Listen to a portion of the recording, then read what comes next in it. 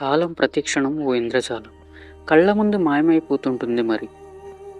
కదిలే కాలం అనుకుని విజయాలను, వైభవాలను ఇచ్చినట్లే అప్పుడప్పుడు ఓటమిని చూపిస్తుంది.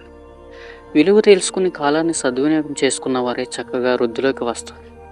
ఎప్పుడూ ఏదో ఒక నిరాశలో మగ్గుతూ కాలాన్ని వృధా చేసేవారు జీవితంలో నిర్ధారకంగా మిగిలిపోతారు. ఏ భౌతిక సాధనాలు, ఆధ్యాత్మిక సాధనాలు కదిలే కాలాన్ని బంధించలేవు. ప్రవహించే నదిలో ఈ క్షణం తాకిన నీటిని మరుక్షణం ఎలాగైతే ముట్టుకోలేమో, అలాగే గతించిన కాలాన్ని ఎంత ప్రయత్నించినా పట్టుకోలేము. అందుకే కాలమహిమను గుర్తించండి అంటాడు చాణక్యుడు. కాలం భగవత్ స్వరూపం. సృష్టి, స్థితి, లయలన్నీ కాలం పరిధిలోనే జరుగుతాయన్నది సత్యం.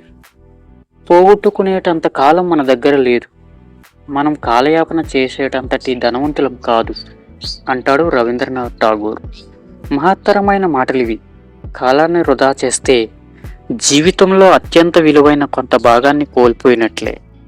అందుకే వెలకట్టగలిగిన ధనం కన్నా విలువైనది వెలకట్టలేనిది కాలం. కొంతమంది ఎప్పుడు టైం సరిపోవడం లేదని వాపోతూ ఉంటారు. మరికొంతమంది అదే కాలాన్ని ఉపయోగించుకుని ద్వితీయమైన విజయాలను చేజిక్కించుకుంటారు. రెండు రకాల వ్యక్తులకు ఉన్నది ఒక్కటే సమయం. కొందరికి గెలుపు పిలుపు వినబడితే మరికొందరికి సదా అలుపుతో జీవనం తడబడుతుంది. వీరిలో తేడాను గమనిస్తే మందగమనులు, సమయ పాలన లేనివారు, బద్ధకంగా ఉండేవారు మాత్రమే తగినంతగా కాలం దొరకడం లేదని బాధపడుతూ ఉంటారు. సమయానికున్న విలువను గుర్తించి జాగరూకులై సాగేవారు విజేతులుగా నిలబడుతూ జగతికి మహత్తరమైన సందేశాన్ని అందిస్తారు.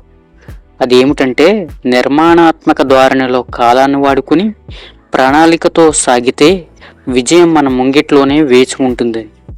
తత్వవేత్త ఆర్థర్ బ్రిస్బేన్ కాలం విలువ గురించి మాట్లాడుతూ, కాలహరణం చేసే వ్యక్తి జీవితంలో అన్ని అవకాశాలు కోల్పోతాడు.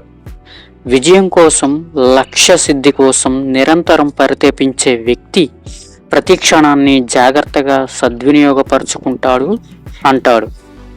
బృహత్తరమైన కార్యాన్ని సాధించాలన్నా, ప్రగతి పదంలో పురోగమించాలన్నా మనిషికి ఎన్నో వనరుల అవసరం ఉంటుంది. వాటిలో కాలం అత్యంత విలువైనది.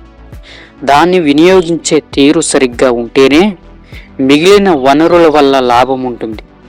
కాలం ఎక్కువగా వృధా అయ్యేది జయాపజయాలను అనుభవించే విధానంలోనే. గెలిచినప్పుడు అమితంగా పొంగిపోతూ, విలాసాల్లో మునిగి తేలుతూ ఎంతో సమయాన్ని చేజార్చుకుంటాం. అదేవిధంగా అపజయం సంభవించినప్పుడు కుంగిపోతూ కాలాన్ని నిష్ఫలంగా వదిలేస్తాం.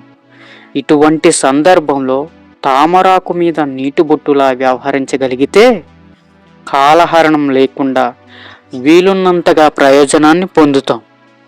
కాలం అన్నిటికీ మనకు అందిస్తుంది, అనుక్షణం పరీక్షిస్తుంది.